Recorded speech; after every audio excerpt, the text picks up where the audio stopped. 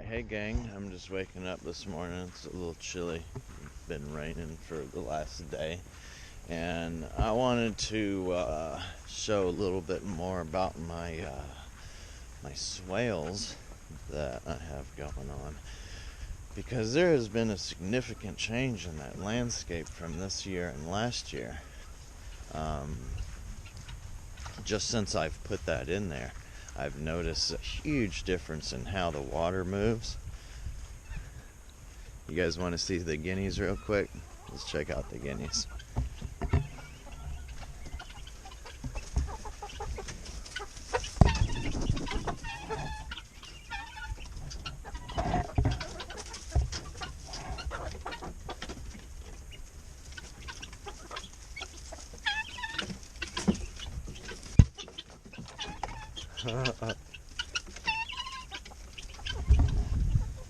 Look, there's Waffles.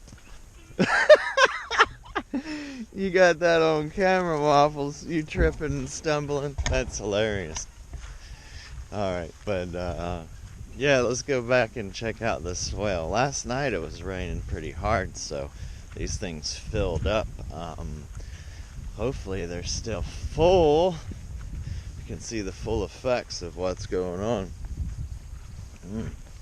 I'm just waking up. I haven't even really fully woken up yet, but I don't know how much it's gonna not rain today, and I did want to get an update on this swale.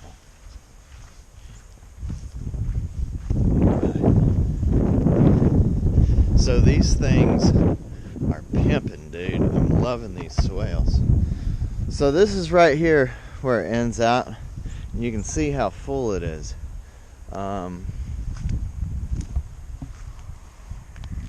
Around in here, there is a little spot where the water just starts traveling down through the ground somewhere. Maybe it's a little, here it is. So you can see the water traveling through right now. Let's put this leaf down there. Boop. See it traveling, bloop. So it's coming through here. This is straight through the ground. It just broke through the crust at that stage.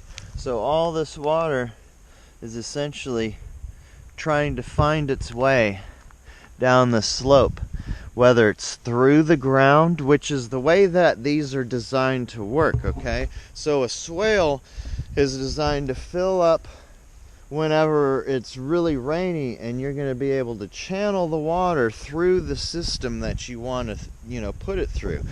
What I'm going to very likely do down here, where I don't have stuff planted along the side of it, I'm going to put a greenhouse, and I'm going to make it probably 15-20 foot tall greenhouse. That way I can grow all kinds of just tropical stuff, and have this essentially going right through the center of it, and then plant stuff along the outside of it, and that way I can actually have some mangoes and some papayas and some jackfruits even. I'd really love to grow some jackfruits.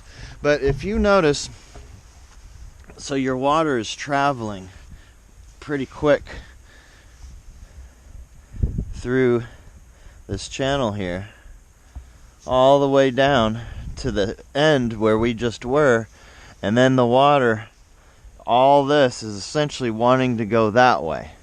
So over time I'm going to clear that out, put even more stuff, do a lot of chop and drop. That's more an acidic soil, so I'm going to put more stuff that's more prone to the acidic soil over there, and things that want more alkaline out in the field. Because once you take something away from the forest, once you take the, cut the forest back, that's going to be acidic soil naturally. You're not going to work that hard doing that. So if you put plants that are already naturally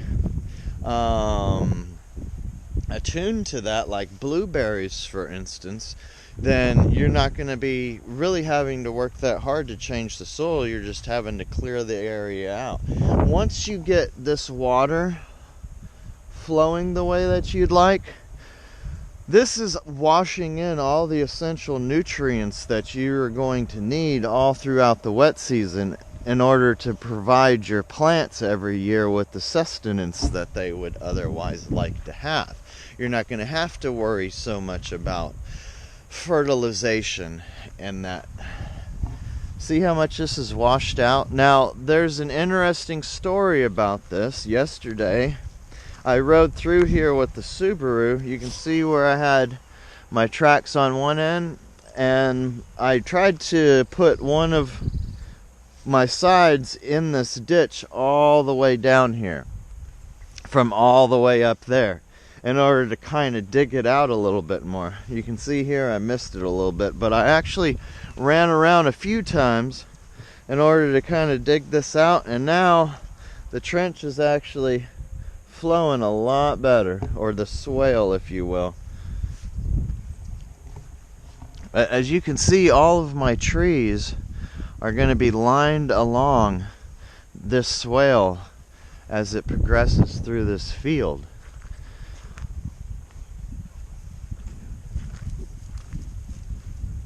So what goes on, even after rain for days, this right here will continue to run.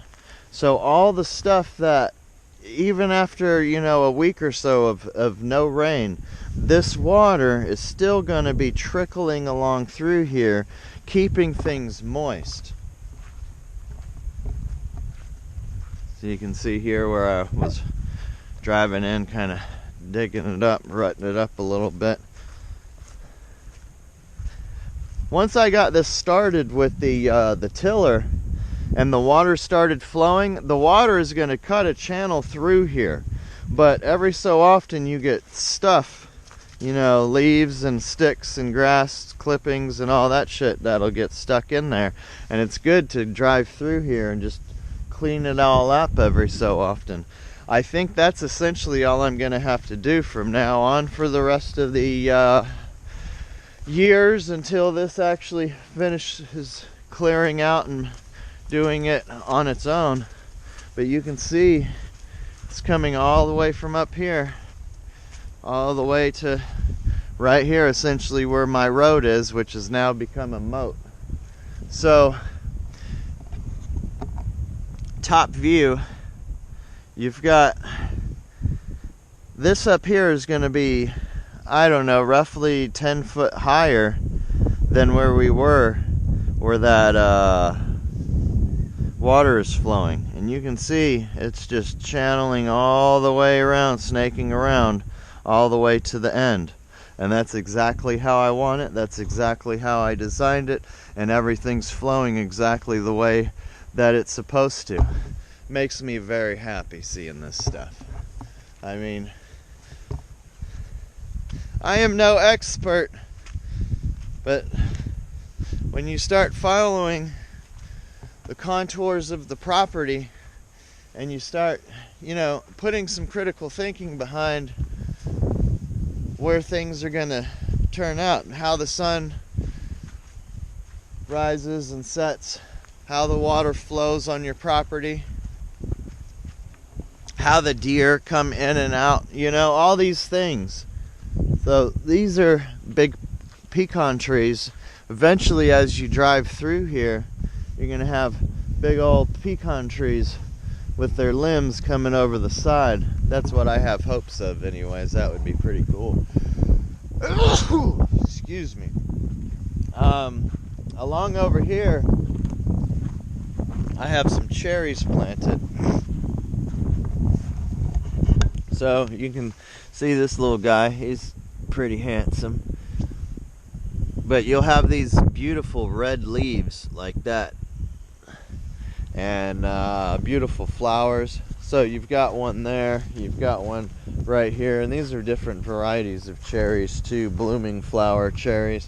One right here, and got a couple more further down, a couple over there where Waffles at. Actually, as a matter of fact, right there where Waffles is at is the pine tree, and then you've got one on either side of where he's at. These are all my stone fruits in here. These are essentially all pluaries, which is plum and cherry hybrids, and plums. There's also some plum cots in here, which are apricots and plum hybrids. Different types of plums for cross-pollination. Then you've got four different varieties of pear, essentially. Got the 3-in-1. I think that's a 3-in-1 there. There's one there. Then I got some Kiefer and Bartlett pears. And then all the other stuff, the nectarines, and this one's kind of neat. This one's actually an aprum. An aprum is an apricot and plum hybrid, so it's going to be more like an apricot with some hints of plum, rather than a plumcot, which will be a plum with some hints of apricot.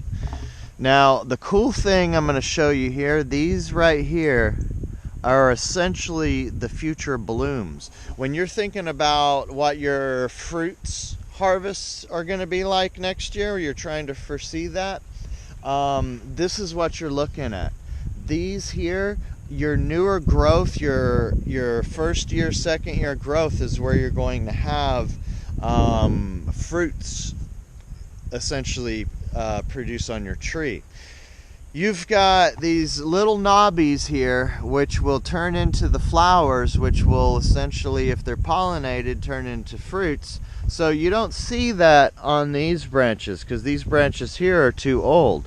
But you see the little branches coming off of that just grew, you know, those will provide you with potential fruits. So as this thing grows, all of the new growth, so as these grow, they won't have these, but they'll have little shoots off them that will. So that's pretty exciting. That's what you want to look for when you're looking at this stuff. So, like, see this one here?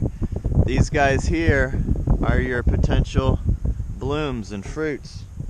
There's a big ass red ant pile that just made its home right here. That wasn't even there yesterday. So I'm gonna have to handle that, but look at all those things. You stick your hand in there, they will make your day very unhappy. They've done that to me very much throughout my life. Hurts my feelings thinking about those dirty little rascals. See, once again, lots of fruits. So I'm probably going to have some significant fruit this year for the first time after planting all these. Third year having significant fruits. This one is actually a nectaplum, and you can already see how the little bloom is starting to come out? These right here are all the little blooms. Now you can see them already starting to open up just a little bit. And those will, of course, provide me some fruits. Well, didn't want to make this video too long. Just wanted to show the swale in action when it's full. And as you can see, this thing is full. See, it comes from up there, snakes all the way down, comes all the way into here. All this water will start traveling down this way now. And this is all my cooking arrangement.